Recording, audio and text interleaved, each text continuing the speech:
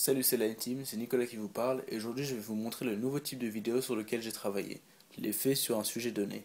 C'est pas beaucoup plus compliqué que ça en a l'air, alors commençons. Aujourd'hui nous allons parler de quelques faits sur le mimétisme. Une des formes de mimétisme est la propriété que possèdent ou semblent posséder certains êtres vivants à se rendre semblables, le plus souvent par la couleur au milieu dans lequel ils vivent. Mais c'est aussi la capacité d'un être vivant à prendre l'apparence d'un autre, comme cet hippocampe qui a l'apparence d'une algue. Les animaux sont géniaux quand il s'agit de se fondre dans l'environnement. Par exemple, l'hippocampe dont on a déjà parlé prend l'apparence des autres formes de vie marine qui elles-mêmes donnent leur apparence au fond marin. Les flets aussi prennent l'apparence du sol marin, tandis que le gobie, lui, préfère la transparence, ce qui est plus du camouflage que du mimétisme pour ces deux-là. Mais sur Terre et dans les arbres aussi, le mimétisme est quasi parfait pour ce gecko.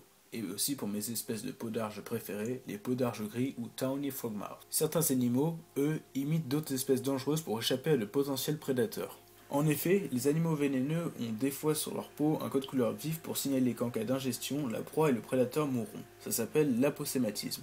Si ce dernier n'essaie pas de manger la proie, les deux vivront, c'est gagnant-gagnant. On appelle mimétisme de Bates, ou bathésien, je ne sais pas trop, le fait qu'un animal inoffensif prenne l'apparence d'un autre dangereux pour duper un prédateur commun. Mais cette forme de mimétisme ne se limite pas qu'à ça. En effet, si des animaux vénéneux sont imités comme certaines grenouilles, d'autres venimeux le sont aussi. Voyons l'exemple des cirques. Ces insectes imitent les guêpes et c'est plutôt bien fait. Même s'ils n'ont pas de dard venimeux, on s'en approche pas. Mais il y a aussi la couleuvre faux corail, serpent dont le venin n'est pas dangereux, qui imite le serpent corail, qui lui est parmi les plus venimeux du monde. Il est généralement admis qu'il y a plusieurs messages qu'une espèce peut vouloir faire passer en utilisant le mimétisme. Par exemple, une espèce peut vouloir faire croire à un prédateur qu'elle a un intérêt nutritif limité pour lui.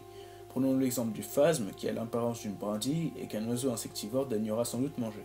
Le mimétisme peut aussi servir à faire croire qu'il y a un risque pour le prédateur, comme pour les cerfs qui ont l'air de guêpes, ou encore pour les espèces de papillons qui ont des marques appelées ocelles sur leurs ailes qui ressemblent à des yeux, qui les font paraître plus gros qu'ils ne le sont réellement. Cela dit, il n'y a pas que les proies qui peuvent utiliser le mimétisme pour se protéger. Les prédateurs peuvent aussi l'utiliser pour se nourrir, par exemple en montrant un intérêt nutritif pour leur proie, comme les plantes carnivores qui vont émettre un parfum qui va attirer les mouches, qu'elles vont ensuite manger.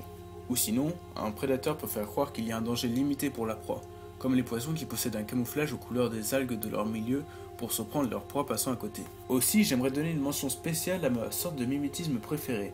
À tous les arachnophobes, préparez-vous. Je voulais vous montrer cet animal. Si vous pensez que ce n'est qu'une fourmi, alors comptons ses pattes. 1, 2, 3, 4, 5, 6, 7, 8. Et oui, 8 pattes. En effet, ce n'est pas une fourmi, mais une araignée qui imite une fourmi. Et il y a plus de 100 espèces d'araignées qui font ça. De plus, jusqu'à 80% de toutes les espèces d'araignées qui utilisent le mimétisme de Bates ou bathésien miment les fourmis. Certaines espèces d'araignées utilisent cette habilité pour se protéger de leurs prédateurs s'ils ne mangent pas de fourmis, tandis que d'autres l'utilisent pour attaquer les vraies fourmis sournoisement. Voilà, c'est fini, j'espère que vous avez aimé cette nouvelle vidéo et ce nouveau concept, car j'en ferai plus. Vous pouvez soumettre vos propres idées sur notre page Facebook que je vous suggère fortement de liker ou dans les commentaires juste en bas. Et vous pouvez vous abonner à notre chaîne pour être au courant des nouvelles vidéos, des infos sur la chaîne ou autres. Vous pourrez trouver les liens vers tout ce dont vous avez besoin dans la description ci-dessous.